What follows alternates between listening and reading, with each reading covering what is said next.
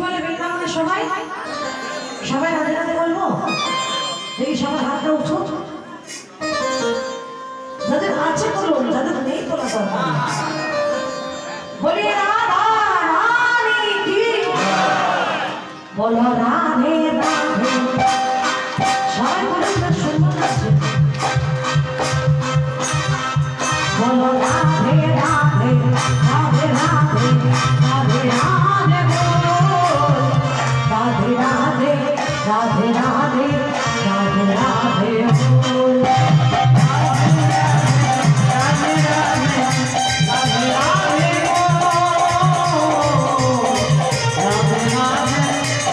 Radhe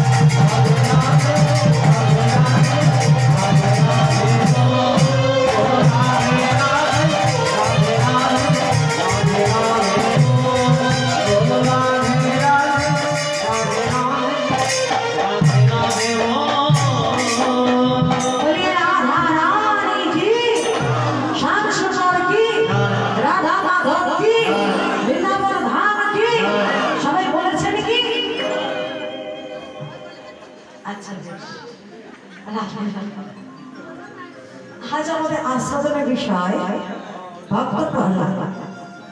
আগে বলেছি প্রহ্লাদের বাবা ছিলেন একজন অসুর, কিন্তু প্রহ্লাদের ঠাকুরদাদা ছিলেন একজন মহামণি মহাসাধক। তাহলে আগে আমাদেরকে জানতে হবে একজন ঋষির পুত্র কেমন ভাবে অসুর হল, অর্থাৎ প্রহ্লাদের বাবা পূর্ব জন্মে কে ছিল সেটা আগে আমাদেরকে জানতে হবে। গোলক বৈকুণ্ঠ ধামে ভগবানের দুজন তারই ছিল, একজনের নাম জয়, অন্যজনের নাম বিজয়।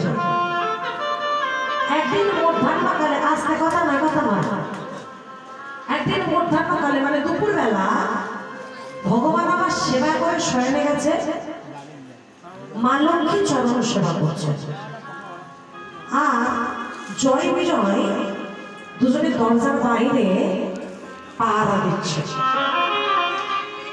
এমন সময় ওই বৈকুণ্ঠের দরজা থেকে এগিয়ে আসছে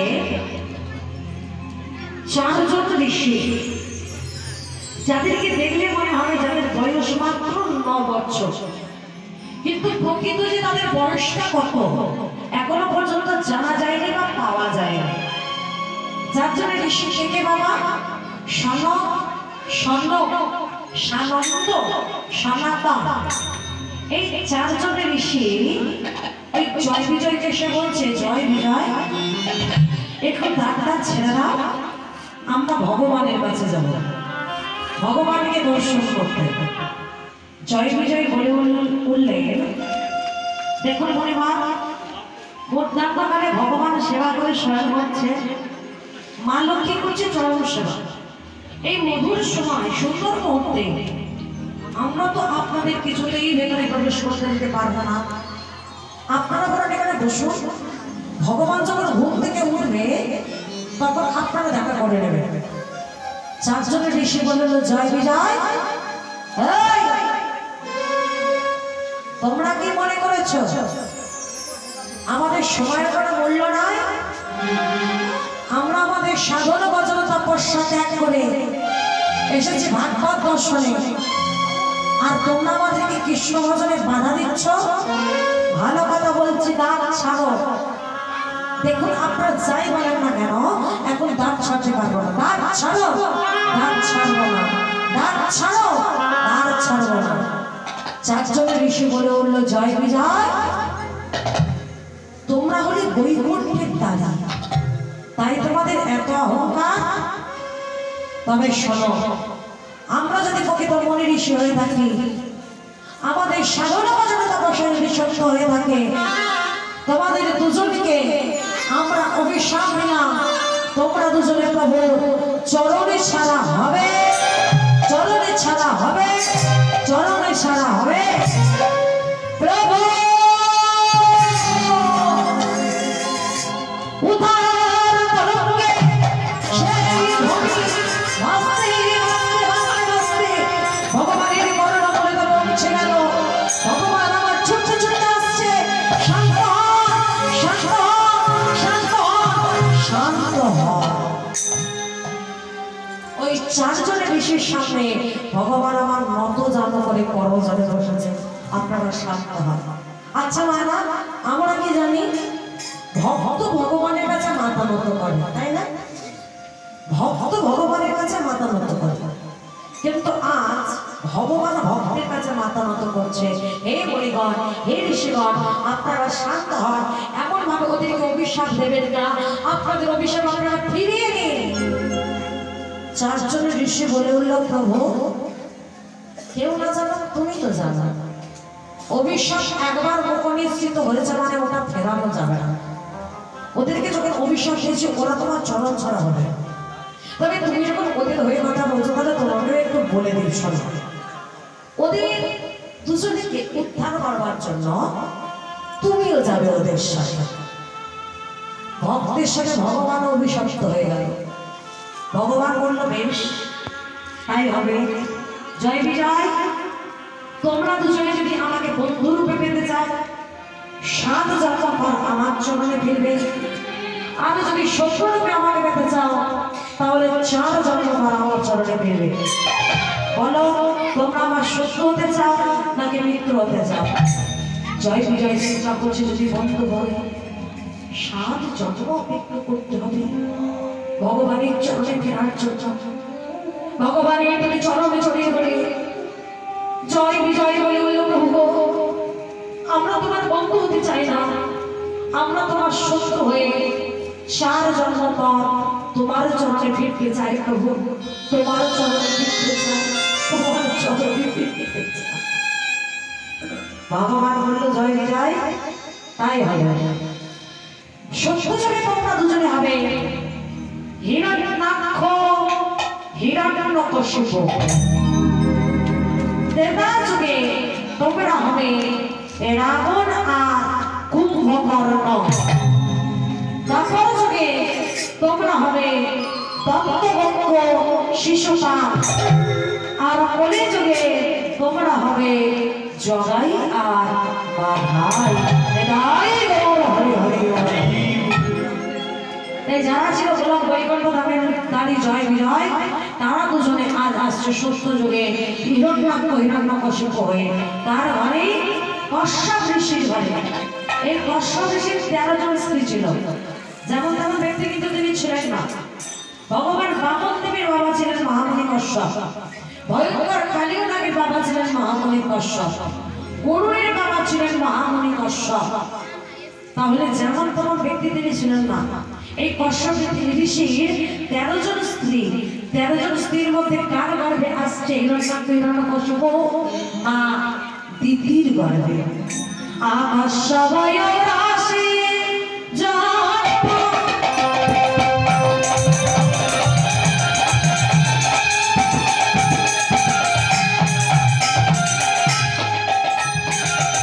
দিদির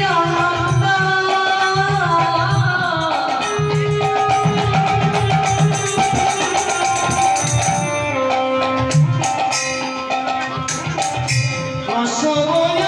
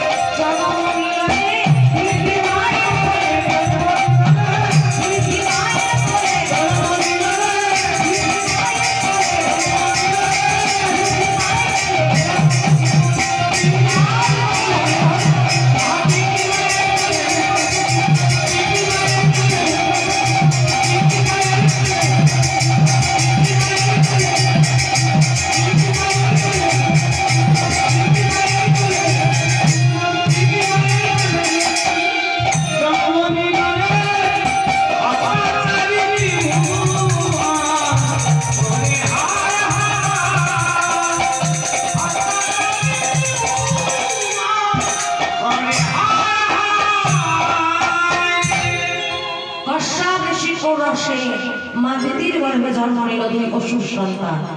একজনের নাম হিরণ্যাক্ষ, অন্যজনের নাম হিরণ্যকশিপু। ধীরে ধীরে বড় হয় দুই সন্তান। হিরণ্যাকশিপু করল ভগবানের কঠিন থেকে কঠিনতর তপস্যা। সে কি লাভ করেছে? সন্তুষ্ট করেছে সৃষ্টিকর্তা ব্রহ্মাকে। সৃষ্টিকর্তা ব্রহ্মা বলল, হে ভালো, কি চাও তুমি আমার কাছে? কেন এই তপস্যা করছো? প্রভু, অমরত্ব চাই। শোনো, অমরত্ব তুমি পাবে না, তবে আমি তোমাকে আশীর্বাদ করছি, তুমি গদা যুদ্ধে ত্রিভুবন বিজয়ী হও। ত্রিভুবনে গদা যুদ্ধে তোমাকে কেউ পরাজিত করতে পারবে না, একমাত্র হরি ছাড়া। প্রভু, হরি মানে কি? হরি মানে সাপ, হরি মানে ব্যাগ, হরি মানে ফুল, হরি মানে জল, হরি মানে যে ভগবান শ্রী হরি, সেটা কিন্তু বলছে না। যেই শুনেছে হরির আগমনে, যখন এই সাপটাকে সাপগুলোকে মেরে ফেলে, যখন এই ব্যাগটাকে ব্যাগগুলোকে পা দিয়ে পিছিয়ে দেয়, ফুলটাকে ফুলগুলোকে ছিঁড়ে ফেলে দেয়, অত্যাচারের শেষ নেই। শুধু চিৎকার করে বলে, কই হরি, কোথায় হরি, আমার সামনে এসো, যুদ্ধ করো আমার সাথে। এমন সময় সেই পথে চলেছে নারদ মুনি, ভগবানের নাম গুণগান গাইতে গাইতে যাচ্ছে। আরে মুরারি মাধব কইটা হারি, গোপাল গোবিন্দ মুকুন্দ সরে।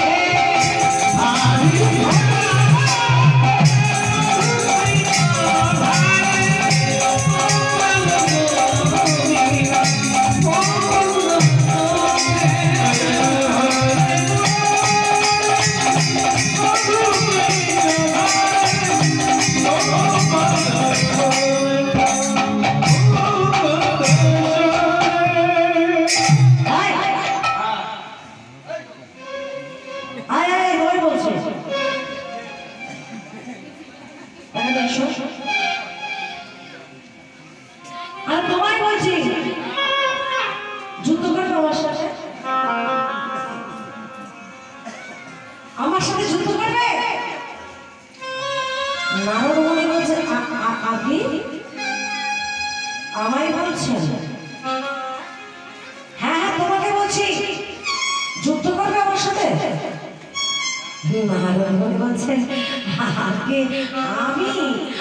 আমি তো কখনো কারোর সাথে যুদ্ধ করি না, তবে আমার জন্য বড় বড় যুদ্ধ হয়। আমি কারোর সাথে যুদ্ধ করি না, আমার জন্য বড় বড় যুদ্ধ হয়। তুমি তাহলে একটু আগে কান করছিলে, হরি হরি বলছেন, তুমি হরি বলে, আগে না, আমি হরি না, আমি হলাম হরির দাস। তুমি হরির দাস, তার মানে তুমি নিশ্চয়ই জানো তোমার হরি কোথায় থাকে। কোথায় থাকে তোমার হরি? আপনি আমার হরিকে খুঁজছেন? আমার হরিকে পেতে গেলে আপনাকে যেতে হবে জলের তলা। জলের তলায় গেলে হরিকে পাবো? কে জল কাঁদছে নাকি?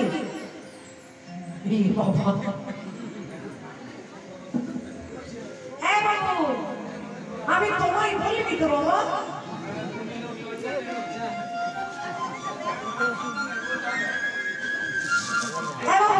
এসো আমার কাছে, এসো এসো,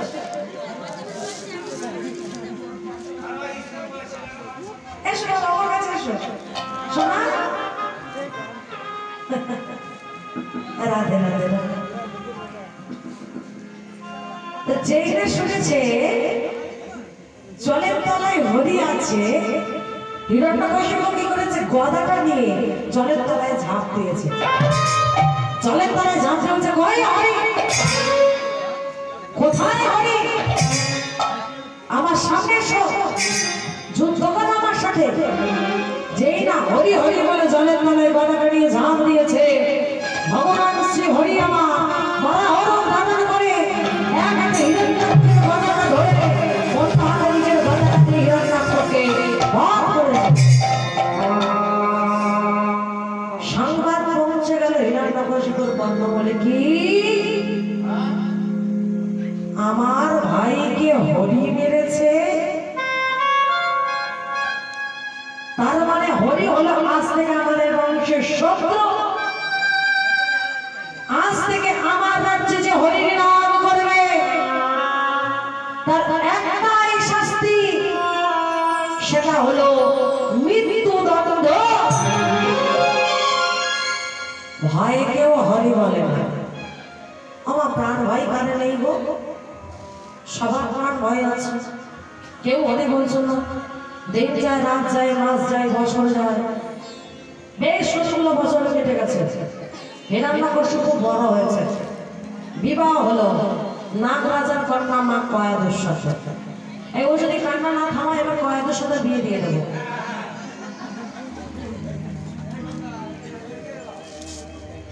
এখন সে লজ্জায়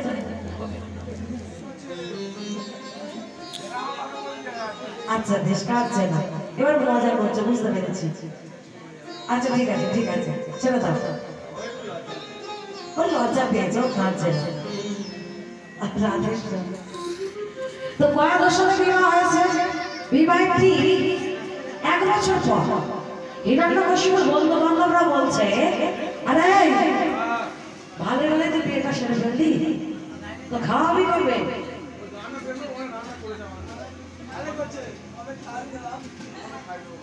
হ্যাঁ বিয়েটা করে নিলে কাউকে বললিও না, খেতেও দিবি না, তো খাওয়াবি কবে? হিরণ্যকশিপু বলছে খাবি, এই কথা। আচ্ছা ঠিক আছে, কাল সন্ধ্যাবেলা তোদের সবার নিমন্ত্রণ, তোরা আসিস, তোদেরকে প্রাণ বলছি যা কিনে চাইবি খাইয়ে দেবো। তো হ্যাঁ রে হিরণ্যকশিপু, শুনলাম তোর স্ত্রী নাকি ভালো নাচ গান করতে পারে, তোর স্ত্রীর নাচ গান কি তুই শুধু একা দেখবি, আমাদের একটু দেখার সুযোগ করে দিবি না? বলে এই শোন, আমি সত্যি জানি না আমার স্ত্রী ভালো নাচ গান করতে পারে কিনা। আচ্ছা ঠিক আছে, কথা দিচ্ছি আমার স্ত্রী যদি সত্যি ভালো নাচ গান করতে পারে, কাল সন্ধ্যাবেলা ওই খাওয়ানোর সাথে সাথে আমার স্ত্রীর নাচ গানটাও তোদেরকে দেখাবো। এখন তোরা যা। হিরণ্যকশিপু বন্ধুদেরকে নিমন্ত্রণ করে এবার ঘরে এসেছে। ঘরে এসে ঘরে তুলে যাচ্ছে,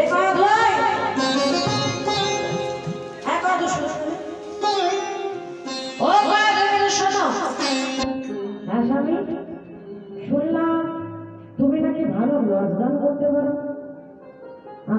আগে স্বামী ওই একটু আধটু পারি আর কি। ও তার মানে ভুল শুনিনি, তুমি সত্যি ভালো নাচতে গাইতে পারো। আচ্ছা ঠিক আছে, তাহলে কাল সন্ধ্যাবেলা তুমি আমার বন্ধুদের সঙ্গে একটু নাচ গান করো, কেমন? কয়েকদিন চিন্তা করছে, সর্বনাশ, হে হরি, এ তুমি আমাকে কোথায় পাঠালে? আমার স্বামী বলছে ওষুধের সাথে নাচ গান করতে। এ হরি, এখন আমি কি করি, তুমি আমাকে বাঁচাও হরি, তুমি আমাকে বাঁচাও। এই যে নাচতে গাইতে তো বলেছে, যুদ্ধ তো করতে বলিনি, এত ভাবার কি আছে? আমার বন্ধুদের সাথে কাল তুমি একটু নাচবে, কেমন? বলছি কি স্বামী, এই দেখো তোমার সাথে যে 1 বছর বিবাহ হয়েছে, তো এই 1 বছরে আমি একটু নাচ গান প্র্যাকটিস করিনি, আমার দ্বারাই হবে না। করেনি তো কি হয়েছে, সারা রাত ধরে প্র্যাকটিস করে না, রিহার্সাল দিয়ে না, তাহলেই হবে। কি সারা রাত ধরে আমি নাচ প্র্যাকটিস করবো, রিহার্সাল দেবো? হ্যাঁ দেবে তো, হয়েছে কি? আচ্ছা বেশ, তাহলে স্বামী তুমি এক কাজ করো, তুমি বরং গানটা ধরো, আমি নাচটা করছি। কি আমি গান করবো? আমি অসুর, আমার কোনো সুরই নেই। বলে এই দেখো আমি তোমাকে শিখিয়ে দিচ্ছি, এই দেখো এইভাবে হাতে একটা তাল মারবে আর বলবে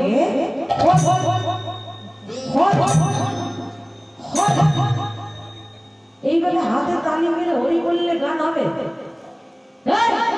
কি বলে তুমি? হরি? একদম তুমি হরি হরি বলবে না। হরি মানে তুমি জানো না, আমার রাজ্যে কেউ হরির নাম করে না। আমার রাজ্যে একটাই শাস্তি, সেটা হলো মৃত্যুদণ্ড। আরে স্বামী তুমি রেগে যাচ্ছ, এটা হরির নাম কোথায় হচ্ছে, এটা গান হচ্ছে তো গান। একদম চালাকি করার চেষ্টা করবে না আমার সাথে। আরে স্বামী তুমি বুঝতে পারছো না, এটা গান হচ্ছে, এটা আমি দরজা জানালা সব বন্ধ করে দিচ্ছি, দরজা জানালা বন্ধ করে দিচ্ছি। না এবারে হাতে তালি মেরে হরি বলো। হেই হাতে তালি মেরে হরি বললে গান হয় নাকি? আরে হয় হয়, করো করো। দুবার কথা মতো হিরণ্যকশিপু হাতে তালি মারছে আর বলছে হরি, মা কয়েকজন নাচছে। আবার বলছে হরি, মা কয়েকজন আবার নাচছে। আবার বলছে হরি, মা কয়েকজন আবার নাচছে। এই এটা তোমার নাচ হচ্ছে? বলে কেন স্বামী, তোমার গানটা যেমন হচ্ছে আমার নাচটাও তেমন হচ্ছে। তুমি গানটা ভালো করে গাও, তবে তুমি নাচটা করো ভালো করো। এই দেখো এইভাবে করে করে তালি দিয়ে আমার সাথে বলো হরি বলো রে, সবাই মিলে হরি বলো রে, হরি বলো রে। কোথায় যাচ্ছে গো? বাড়ি যাচ্ছে না? যা একবার যা, তারপরে বুঝবে। হরি বলো রে বদনে, হরি বলো রে, হরি বলো রে, হরি বলো রে, হরি বলো রে, হরি বলো রে, হরি বলো রে, হরি বলো রে, হরি বলো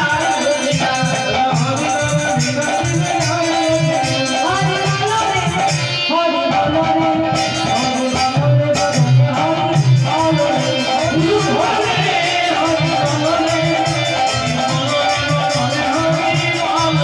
হরি বলো রে, হরি বলো, হরি বলো, হরি বলো ভাই,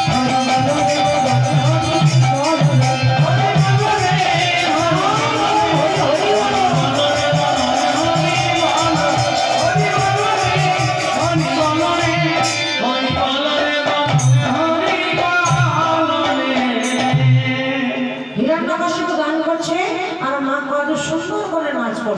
কেমন হবে একটু ধ্বনিটা তোলানো সবাই।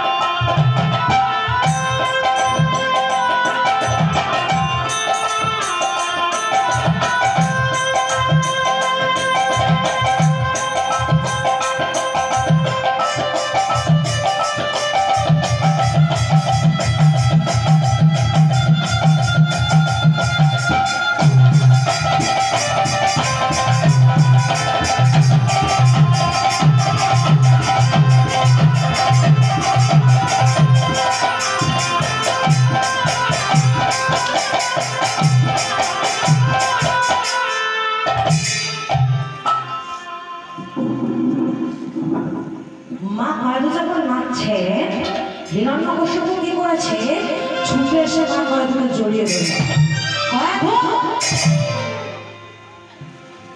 এটা কি হলো স্বামী, তুমি এত সুন্দর নাচতে পারো?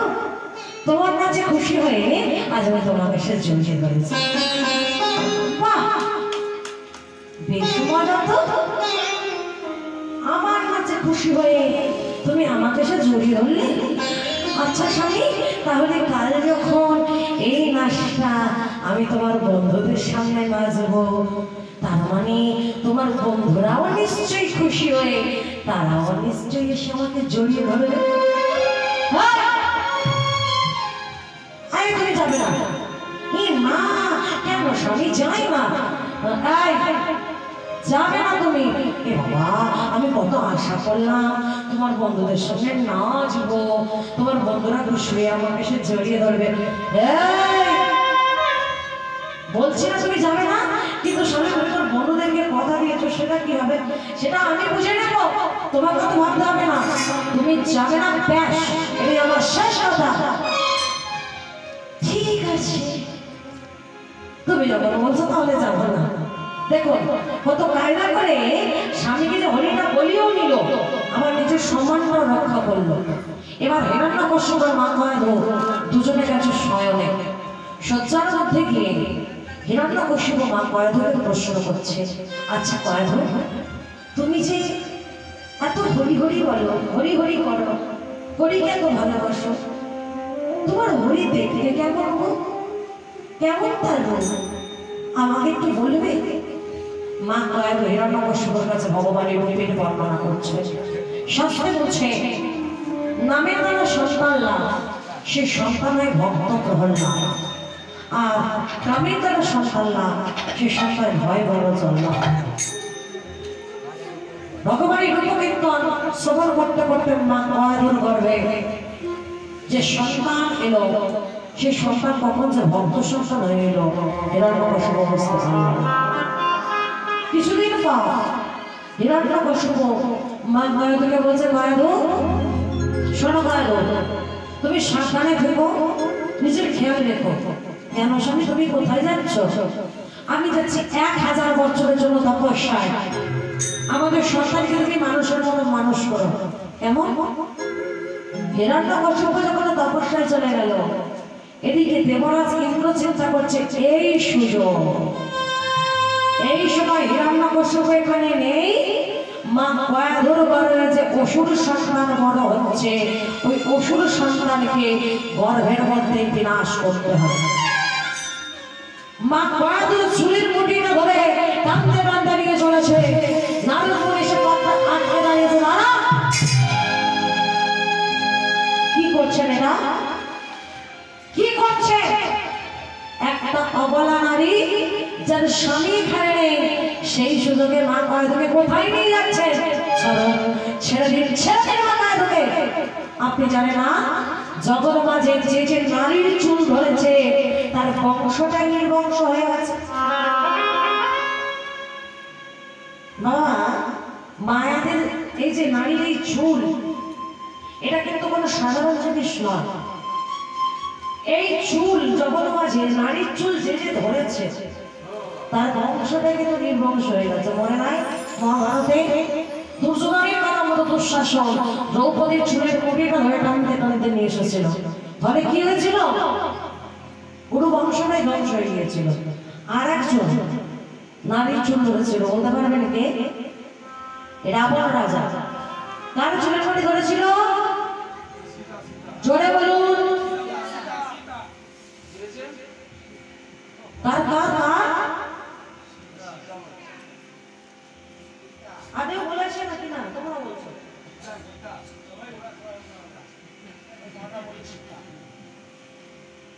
সত্যি করে বলেছে? সত্যি বলেছেন সীতামা? যদি বলেন তারা বলবেন না, কারণ রাবণ রাজা সীতামার চুলের মুঠি ধরেনি তো। কে বলেছে রাবণ রাজা সীতামার চুলের মুঠি ধরেছিল? আচ্ছা, একটা কথা চিন্তা করে দেখুন তো, এই সীতামা হলো রামচন্দ্রের ঘরের ঘরণী, আমাদের মতো সাধারণ ঘরের বউ নয়, যিনি ভগবানের স্ত্রী ছিল। আচ্ছা, যে ভগবানের কথাই জগৎটা চলে, সে ভগবানকে জানতো না যে আজ আমার বউটা চুরি হয়ে যাবে? জানতো না? সব জানতো, তবু সেটা আরো লাগিয়েছিল। কেন?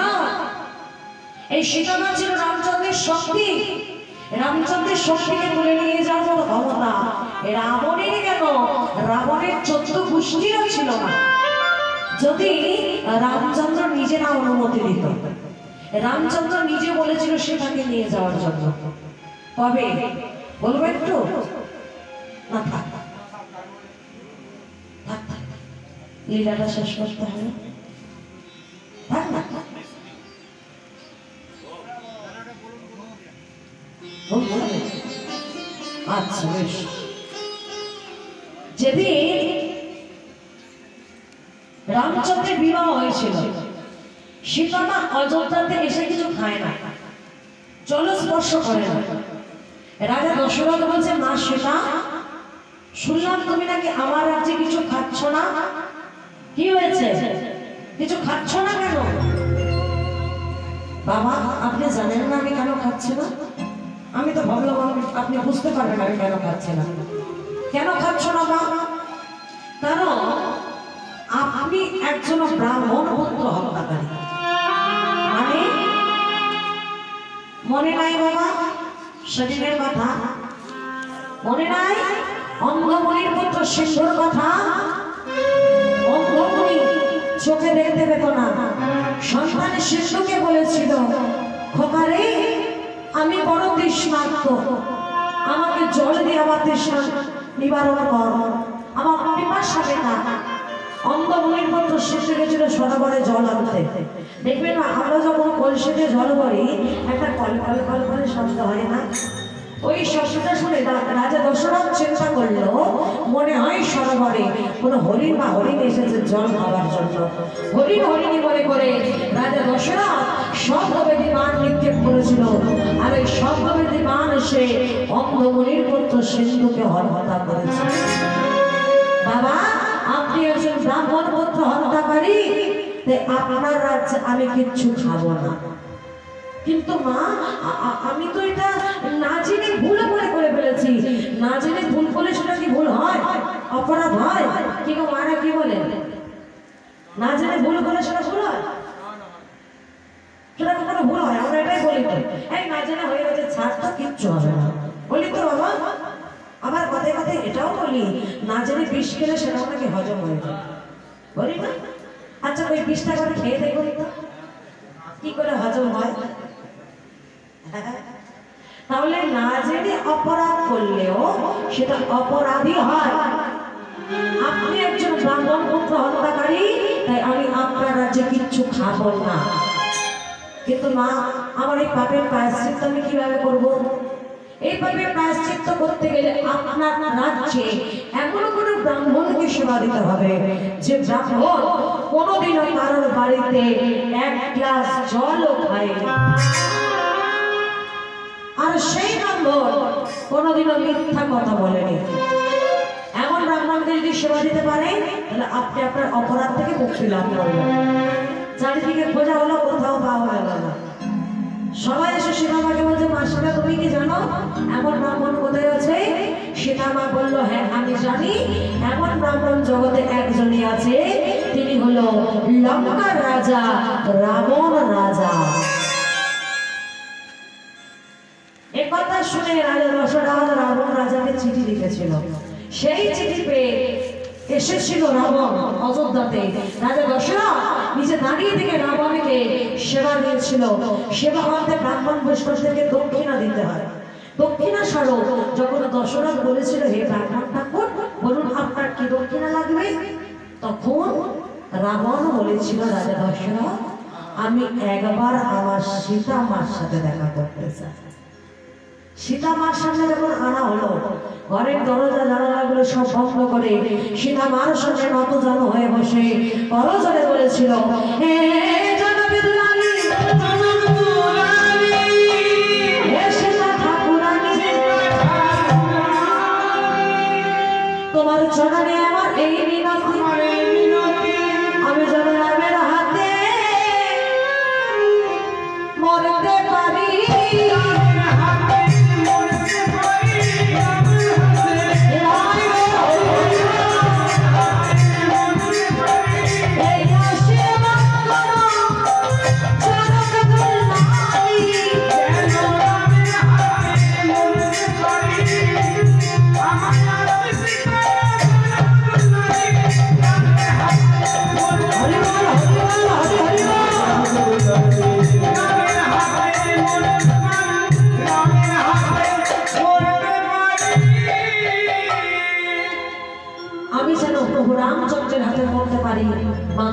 তুমি আমাকে এই আশীর্বাদ করো।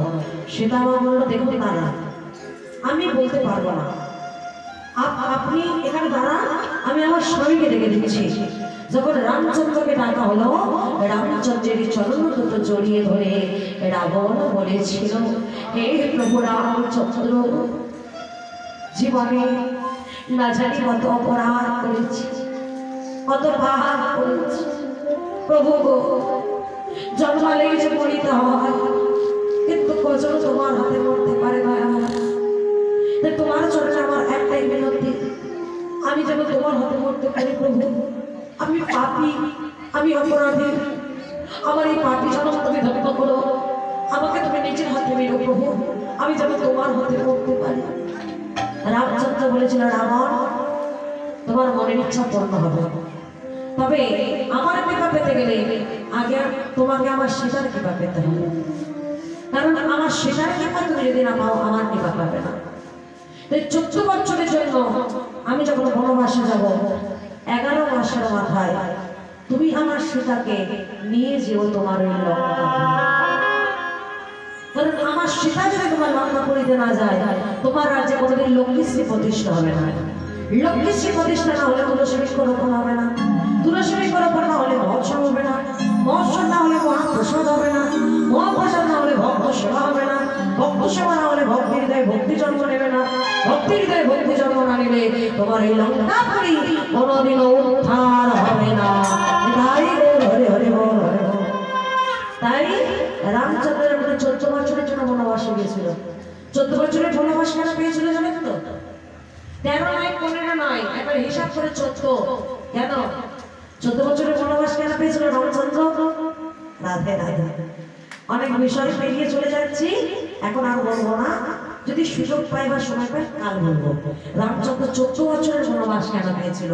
13 নয় 15 নয়, 14 বছরের বনবাস। রাধে রাধে, হরি বল।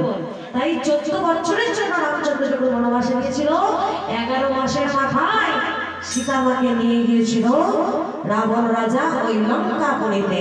কোথায় নিয়ে রেখেছিল? চুরি করে নিয়ে কোথায় রেখেছিল? অশ্মশানে। এখান থেকে বোঝা যায় যে রাবণের কোনো কুমতলব ছিল না। যদি কুমতলব থাকতো নিজের কাছে রাখতো, কিন্তু নিজের কাছে রাখিয়ে রেখেছিল অশ্মশানে, যেখানে কোনো শোকের স্পর্শ ছিল না। অশোক, যেখানে কোনো শোকের স্পর্শ ছিল না, বড় যত্ন করে রেখেছিল সেটা। তাহলে এখানে প্রশ্ন হলো, রাবণ রাজা কার চুলের মুঠিটা ধরেছিল? সীতামা যখন নয়, তাহলে কে সেটা ধরেছিল? একটা নারীর চুল ধরেছিল, সেটাকে, সেটা হলো স্বর্গের নর্তকী উর্বশী। স্বর্গের নর্তকী উর্বশীর চুলের মুঠিটা ধরে বলেছিল, উর্বশী চল, আজ তুই ইন্দ্রের রাজসভায় নয়, নাচবি আমার রাজসভায়। সেদিন উর্বশী বলেছিল, রাবণ রাজা, আমি স্বর্গের নর্তকী উর্বশী, আজ আমাকে স্পর্শ করে আপনি বেঁচে গেলেও, আপনি ছাড়া পেয়ে গেলেও, আমি উর্বশী আপনাকে অভিশাপ দিলাম, এরপরে যদি কোনোদিনও কোনো সতী রমণীকে স্পর্শ করে, সেদিন আপনার রাবণ কুল ধ্বংস হবে, ধ্বংস হবে, ধ্বংস হবে। তাই গৌর হরে হরে।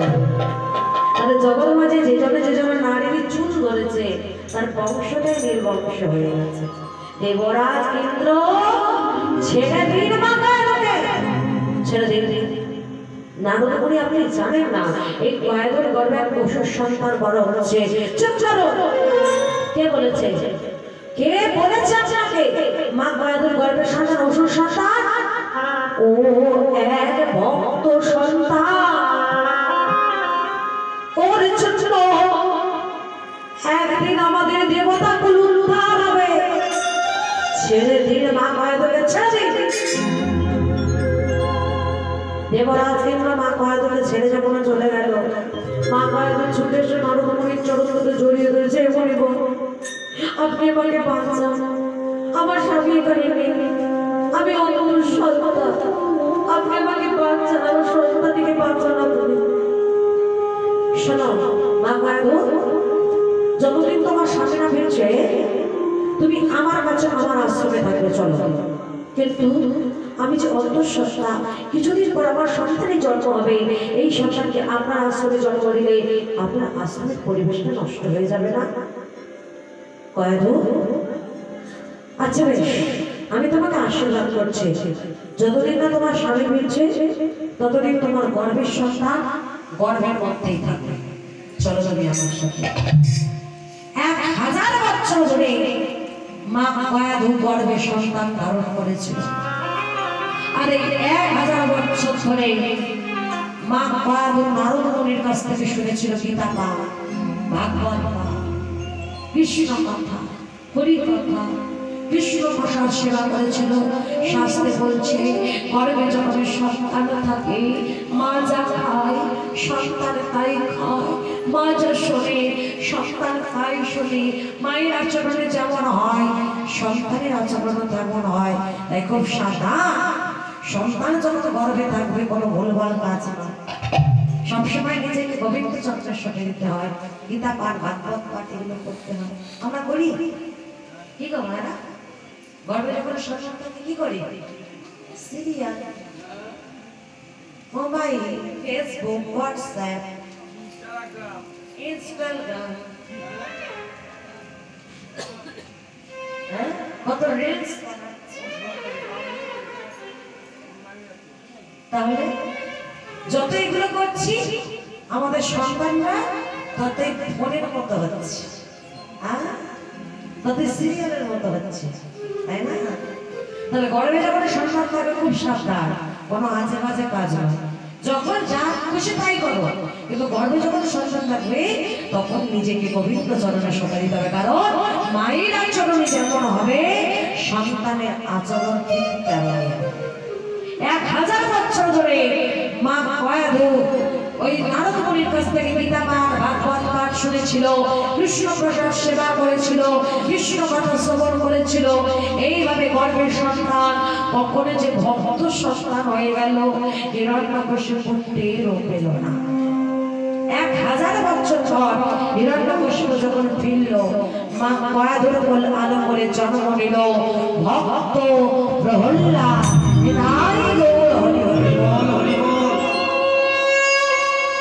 প্রহ্লাদের জন্ম হয়েছে 5 বছর বয়স ছেলে। ছেলেকে খুব ভালোবাসে হিরণ্যকশিপু।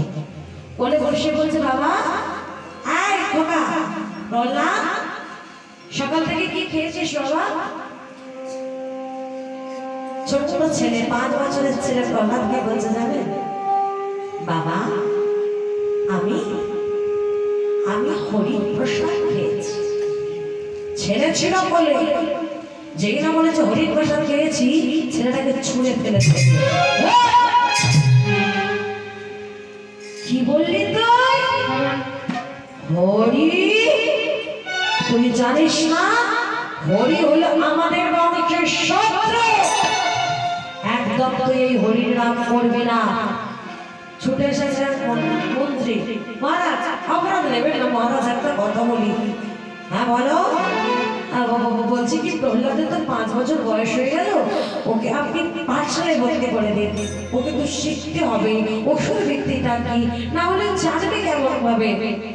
ঠিকই বলেছো তুমি। মাস্টারমশাই নিয়োগ করো। মাস্টারমশাই নিয়োগ করা হলো। তোমাদের দুজনকে বলছি, তুমি মাস্টারমশাই যে শোনো, প্রহ্লাদের পদ থেকে হরি ছাড়াতে হবে আর ওষুধ ভিত্তি শেখাতে হবে। যদি না পারো তোমাদের একদিন কি আমার একদিন, যাও নিয়ে যাও। ছেলেকে নিয়ে গেছে পাঠশালা। প্রহ্লাদকে নিয়ে গিয়ে বলছে, বাবা প্রহ্লাদ বলো তো বাবা ক, বলো তো বাবা খ, বলো বাবা ক, বলো তো বাবা ঘ। প্রহ্লাদ বলছে, মাস্টার মশাই আমার মুখস্থ হয়ে গেছে, তুই বলো দেখি শুনি। বলবো? বলো বলো। কয়ে কৃষ্ণ নাম করমাই জগতের সহায়,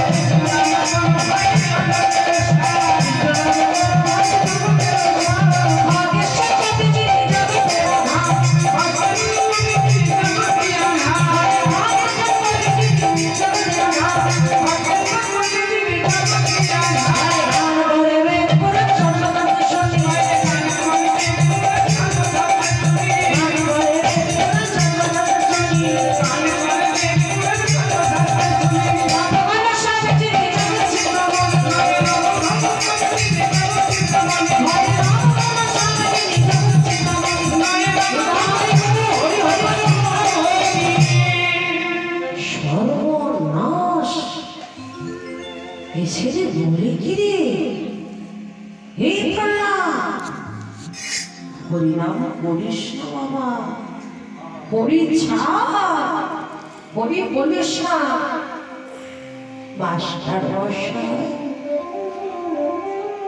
হরি যদি আমি ছেড়েও দিই, হরি যে আমায় ছাড়ি না মাস্টার মশাই, আমি যে হরি বলতে পারি না মাস্টার মশাই, আমি হরি বলতে পারি না। হরি বলিস না বাবা, হরি ছাড়, হরি ছাড়। হরি বলে না। দেখতে দেখতে 3 মাস কেটে গেছে। হিরণ্যকশিপু দেখছে, দেখি তো ছেলের কতটা উন্নতি হয়েছে। বাবা প্রহ্লাদ, বাবাকে দেখতে পেয়ে প্রহ্লাদ চোখে সে বাবার চরণে প্রণাম করছে। পিতা সর্ব পিতা ধর্ম পিতাই বরমান তপোবন তোরি সীমা করনে প্রিয়ন্তে সর্বদেবতা প্রিয়ন্তে সর্বদেবতা। দেখেছো আমার প্রতি ছেলের কত ভক্তি। আচ্ছা বাবা প্রহ্লাদ, বলো তো বাবা, এই জগৎ মাঝে সব থেকে শক্তিমান পুরুষকে? হিরণ্যকশিপু চিন্তা করছে, ছেলে মনে হয় আমার নাম বলবে। বাবা, যিনি এই অনন্ত কোটি বিশ্ব ব্রহ্মাণ্ডের মালিক, যার কথাই জগৎটা চলে, সেই ভগবান শ্রী হরি হলেন জগতের সব থেকে শক্তিমান পুরুষ। মাস্টার মশাই, মহারাজ, কি হয়েছে মহারাজ? এই ছেলে এখনো কেন হরি বলে না? মহারাজ, মাত্র 3 মাস তো, আর একটু সময় দিন, ঠিক ভুলে যাবে।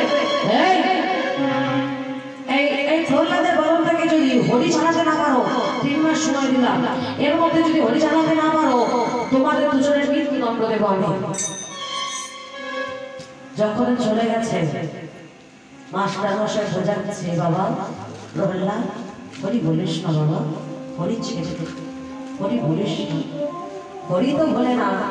মাস্টার মশাই যখন থাকে না পাঠশালায়, বন্ধু বান্ধবদেরকে বলে, এই আয় না, আমরা সবাই হরি নাম করি। এই প্রহ্লাদ, কি বলছিস রে তুই? হরি হরি, তোর বাবা হরি বলতে নিষেধ করেছে। তোর বাবাকে দেখে তোর ভয় করে না? তোর বাবাকে দেখে আমরা ভয় পাই, আমার বাবারা ভয় পায়, আমার বাবার বাবারা ভয় পায়, তোর ভয় করে না? হরি বলিস না। এই কেন হরি বলিস? এই হরির নামে কি আছে শুনবি? তাহলে তোর আমার সাথে হরি বল, তবেই তো বুঝবি এই নামের মধ্যে কি আছে। বল, হরি কৃষ্ণ কেশব